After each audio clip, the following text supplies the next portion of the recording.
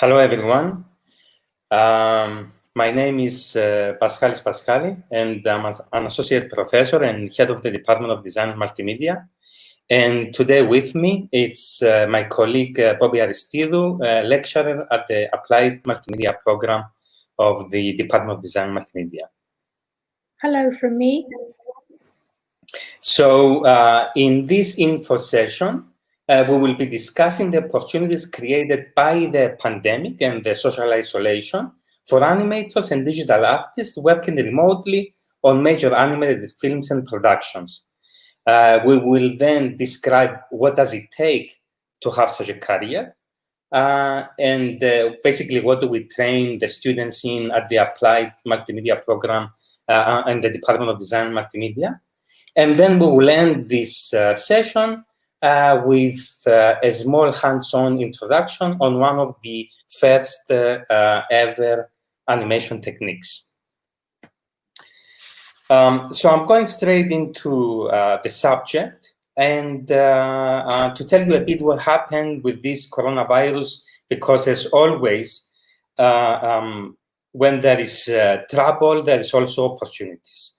If you look it up, you're going to find various articles talking about this, but I'm going to base this on an article I found on The Guardian, the British newspaper, with the title, How Coronavirus Has Animated One Section of the Film Industry.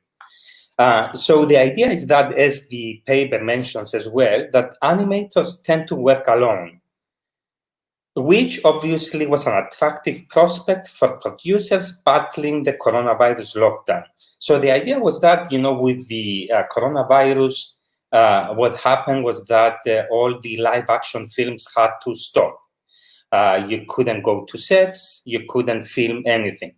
So everybody focused their attention on animation and visual effects because they could still be done. And one thing that they realized as well was that they didn't need anymore to have all these animators under the same roof. So an example, as the article mentions, this specific article mentions, is the US drama series The Blacklist, which they had the season finale during this period. And because they couldn't film it with actors, what the producers did, they turned to special effects to get the episode on air after lockdown obviously halted the filming. So they did come out with the final episode, but it was all made with animation and visual effects. So the animation and visual and special effects industry has remained at full capacity during this time. And of course, this time which continues in other countries at this moment, and not just continued at full capacity, but it had a surging demand, and this was obvious with similar animators as well, because I had a meeting lately with the board of the Animation Association of Cyprus, and the animators were reporting exactly that, you know, that they were booked until you know, for the next 6 months. And they didn't even have to go to interviews. I mean, studios were looking for them. So while they're in Cyprus, they are working on these major animation productions, because many studios have invested more in animation exactly because of that, because they couldn't at this moment do any live action films. So unlike live action, animators can work in isolation. That's another thing. Generally, animators, we tend to work in isolation. We can work with our own computer and produce our own content and share it with everybody else. Because it is common for animators and special effects staff to work in groups, but they work in groups remotely around the world.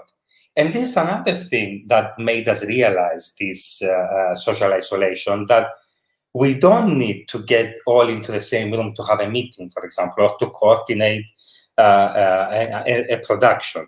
I mean, in many, we have many examples, especially with the university as well, where meetings continue to happen as normal. And we're using these tools like Zoom and all these other tools that we have online. Of course, it's not exactly the same as being in the same room and having a coffee and sharing a space with other human beings, but it was quite similar, and the work is being done. And I think because of this, this will continue even when we go back to normality. I think some of these new skills that we gathered will continue to work this way, because it's easier, because it's normal.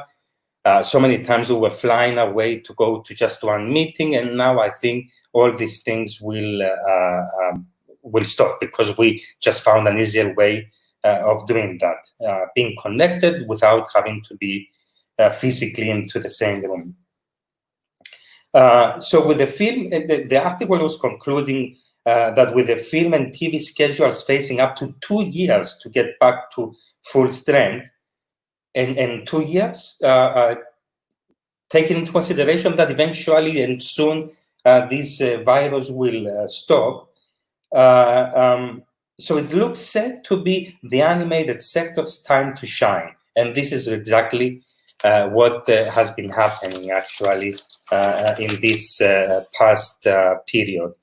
And I'm saying that because, and I was always telling my students this, that, the opportunities are out there. Maybe we don't quite have the traditional employers, or not so many of them in these industries, but this can be an opportunity as well, because so many times we graduate college with all these great ideas, and then we get a job, the first job that we can find, and then life takes over.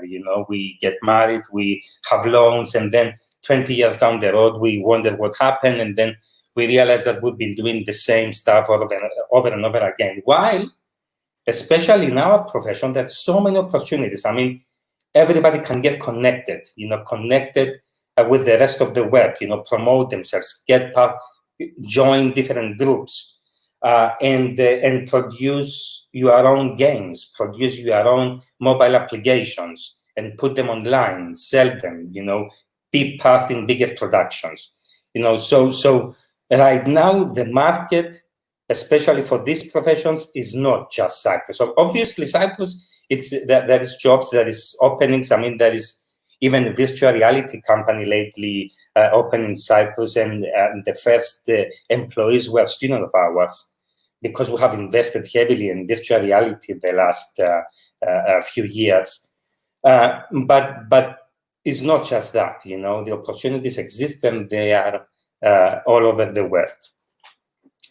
So if I got your attention, and if all these things sound interesting to you, then I will go on to explain what does it take to get into this line of work, to get into this business. So the way I'm going to do this, I'm just going to tell you what do we do at the Applied Multimedia program at the University of Nicosia, and what do we train our students in. So, so I would say the course is divided into 3 major thematic areas. The first thematic area is animation. We have a big animation component into our program. We start with 2D animation. We have a few courses on 2D. Then we have a couple of courses on 3D modeling and animation. And we also do, in a specialized, maybe unique in Cyprus, studio, stop motion animation studio, we also do the we learn the art of stop motion. Now, all these thematic areas are supported by other courses as well, obviously, which you do at the same time. So, for example, you cannot do animation if you don't learn drawing, history of animation, history of motion graphics, illustration, digital imaging. All these courses add to your knowledge in order to become a better animator. And then once you're done and you learn 3D animation and you learn the principles of animation, then you go on to take courses like virtual reality, for example, where you have to take your 3D environments and 3D characters and put them into a different software. We use Unity 3D in our program to create a virtual environment. We get a lot of final projects. This is what we have at the end of the 4 years. All students are required to create a dissertation, to write a dissertation and create a project as well. So a few of our students these days choose to do their projects in virtual reality. And another application of 3D and animation in general is the game design and development. So we do computer games as well. You know, it's a kind of a similar process. You know, again, we use a game engine like Unity 3D, and then you program the game. And of course, we do a little bit of programming as well. We do programming principles, which is it's a beginning so that our students understand, they get their head around programming. But we are not a programming department. Yes, the emphasis is on the concept, design, animation, the creation of the environments, but not as much the programming part. So the second thematic area, it's video, sound, and special effects. So our students learn how to shoot video, live action, that is, you know, how to create their own sounds, put voiceovers, and then they also learn how to do visual special effects. Supporting courses here could be photography, for example, video editing, interactive narrative, where they learn how to create interactive animations, development of digital arts. Again, they learn the history of digital arts, and then they learn how to do video art, which again, in most of the times combines live action video, visual effects, animation, all put together into one final product, which is basically what's happening everywhere these days. You know, all films have animation, they have visual effects, and so on. And then last but not least thematic area is the mobile app and web design. So our students learn how to create high-fidelity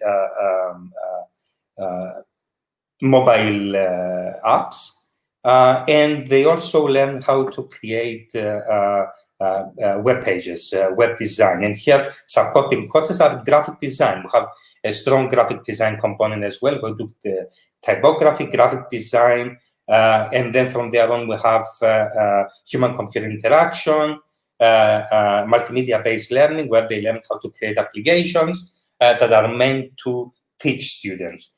And of course, all these things and all this knowledge that I just mentioned, it comes together into create a mobile application, high-fidelity prototype as well. For example, in a mobile application, you can have video, you can have animation, you can have animated infographics, for example. You know, all these things, all this knowledge, all of a sudden makes sense because it can be combined to make all these applications. Now, I'm just going to mention a couple of other courses that you take while you're doing this course. I mean, like I said, we have a history of art, and of course you have the option of taking more art courses as well, because in our department we have 3 programs. We have the Applied Multimedia, but then we have graphic communication, graphic design, that is, and then we have fine art as well. And every student has the option to even have a minor in the other programs of the department. So many of our students specialize in graphic communication as well, and graphic design, and vice versa. If you're a graphic designer and studying graphic design, you can obviously take a minor in multimedia as well. So we do audio production, video production, 2D design, typography, digital imaging, and of course we learn lots and lots of programs. I mean, what do we say about multimedia designers? Is that they are technically minded designers, because there's so much technical knowledge that is needed for this profession, and it's constantly changing as well. So one of the things that education always does is that it teaches you how to learn as well, because I mean, you learn softwares today, they might not be the same in 5 years or 10 years. So you always need to keep up. So we do photography, introduction to multimedia, we do 2D design, 2D animation there. We have, like I said, interactive multimedia development, programming principles, storyboarding, 2D animation. We do web development, when we learn as well how to develop interfaces and design interfaces. And then at the same time, we learn how to program them as well. We learn HTML.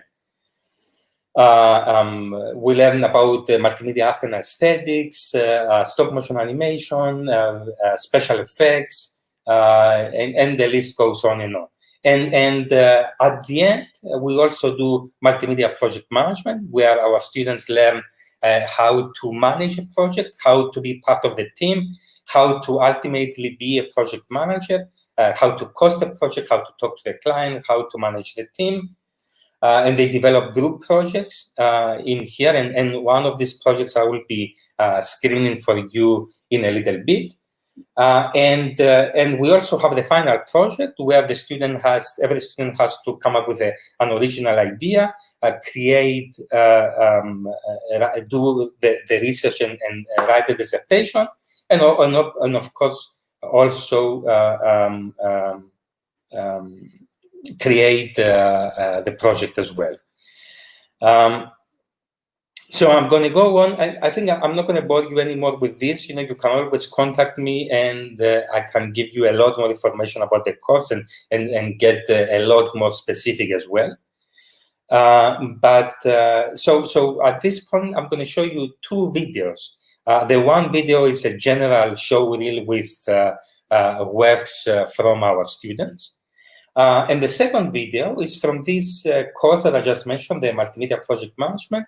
And I want to show you this video because it pretty much shows how all this knowledge has to be combined together in order to create a project, which is a high-fidelity prototype on an original idea for a mobile app, and then the whole video which promotes what this is. And basically, it's videos that we usually find on Kickstarter, for example, where you for crowd funding purposes. Okay, so I'm going to go on and share my screen. Like I said, the first video is a general show reel, and then the second video, it's a group project where this mobile app was created.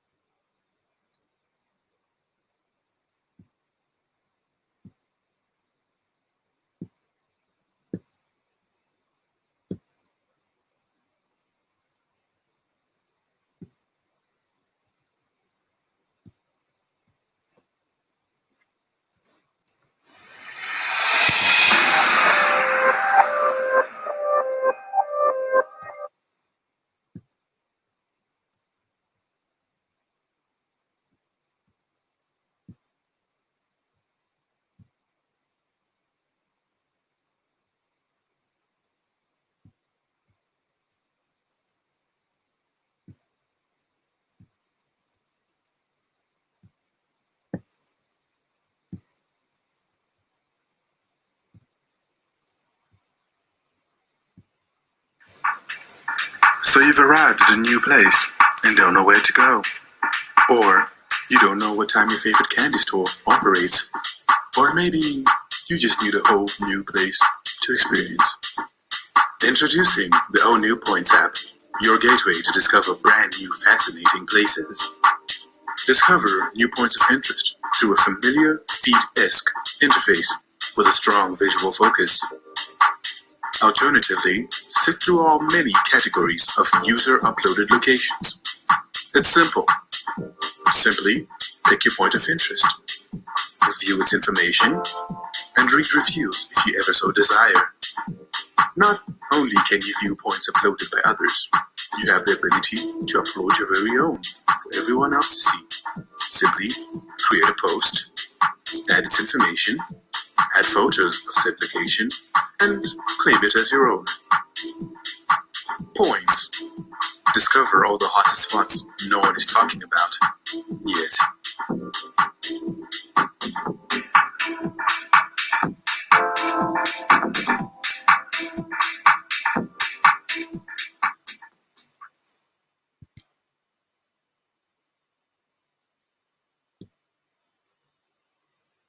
Okay, so as you saw, the first one included all kinds of animation techniques and video and special effects and video art. And then the second one was exactly, it was an original idea that was, the prototype was built, and then this video with the visual effects and all that was created in order to promote this app. So anyway, this is all from me, and now I will give the stage to my colleague Bobby Aristidou, who is going to introduce you to some animation principles and one of the first ever animation techniques. Bobby. Okay, hello from me again.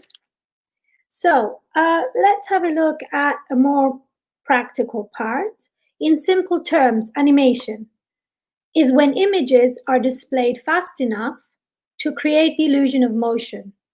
There are many types of animation. We have traditional animation, we have motion graphics animation, stop motion animation, 2D animation, 3D animation. All of these types of animations follow the same philosophy, the flipbook approach. What the flipbook actually is a booklet with a series of drawings or pictures that very gradually change from one page to the next, so that when the pages are turned or flipped rapidly, the drawings appear to animate by stimulating motion or some kind of other change. Now, in order to give life, emotion to this and create a more realistic animation, we adapt what we call the principles of animation. Let's take a look at one of our students' work. It's a small animation. It's called Metamorphosis, and it's about, you know, nature and saving the earth. The student's work is by Sophia Superstein. And let's have a look at her animation. And then what we can do is take a closer look and see the principles that were used in this animation. So let me just share the video.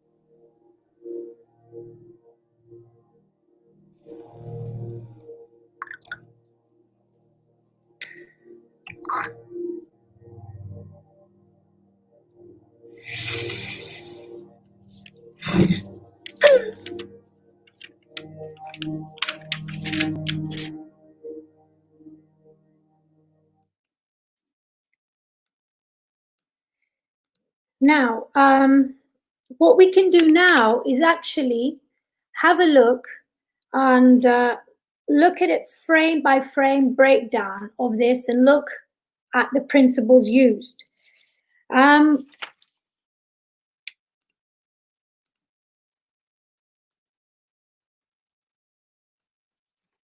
So here we have a small part of the animation, which is frame by frame. What she uses, what principles were used here. For example, we have squash and stretch.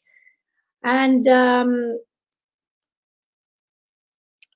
it makes an illusion of a character's elasticity here. One second, I apologize. Let me pause. What happens here, right here, is what we call squash and stretch. And it makes the illusion of a character's elasticity, its volume and flexibility. The extent of the squash and stretch depends on scene requirements and animation stylistics. So again, you can see here how by using a much more squash and stretch approach, you can actually give emotion to the movement, so it becomes much more realistic. Another principle used in this example is anticipation. This motion prepares a viewer for the main action, where the character what the character intends to do. For instance, it starts to run, jumps, or it makes a dash. In this case, it's when it makes the dash. So when this character slowly and then quickly makes this illusion of fast movement. So it also, another principle that applies to this could be the slow in and slow out. It's another name that, you know, you can use faster speed or less speed. Nothing moves in constant speed. So it's up to us playing around with this speed to make it more realistic and so forth. So again, this here is frame by frame how this animation was created, just this small part. So every single drawing was redrawn with a slight change to create this metamorphosis.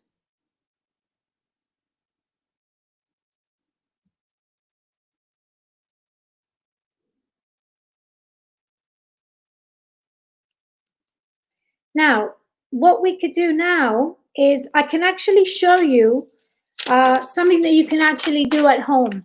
It's called the flipbook. We talked about it before.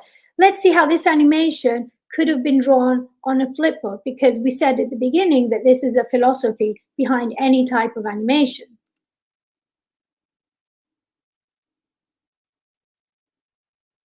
So you just need a block of paper. I pre-drew this so I don't waste your time. So you slowly start to draw your character on the edge of the paper. This character that we have seen in the animation. Then what we do is we draw in the next paper slightly different type of movement, very close.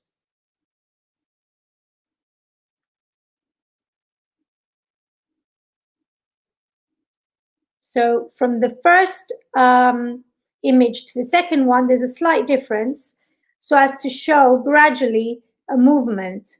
And we carry on and carry on and carry on. Let me just forward it a little bit. Fast forward it for you. So you basically draw one by one all your images as to create the movement for it.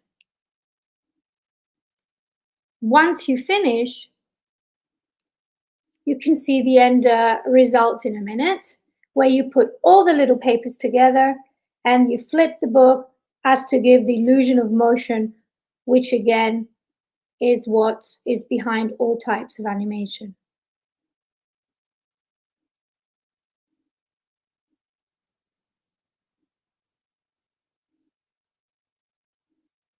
I think this is our last scene.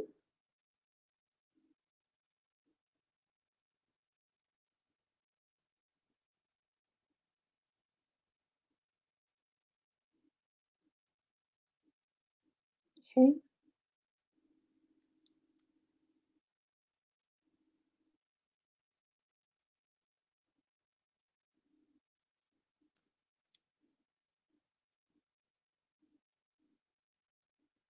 And this is the end result. Again, this is how it gives you the illusion of motion.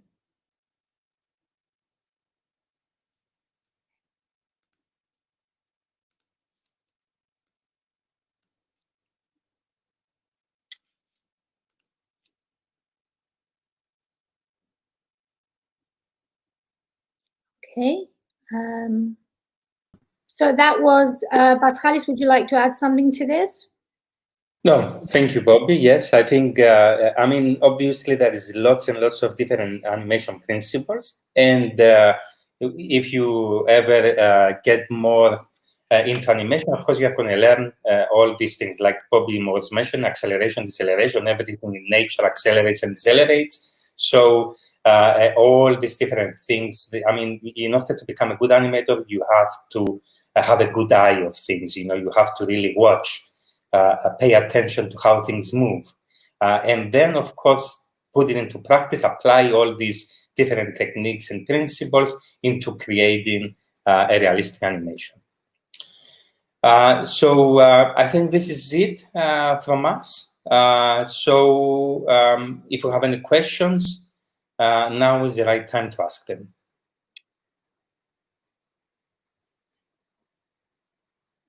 No questions? Any questions, whether it's about the course, whether it's about more specifically the practical part, any questions are welcome.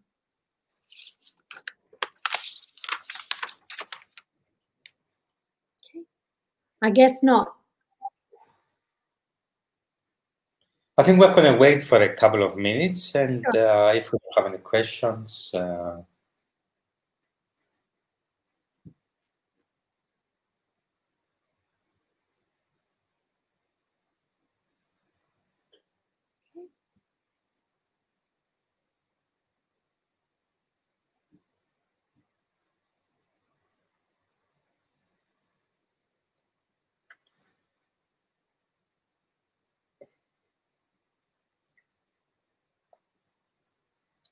okay, I think it doesn't seem like we have any. So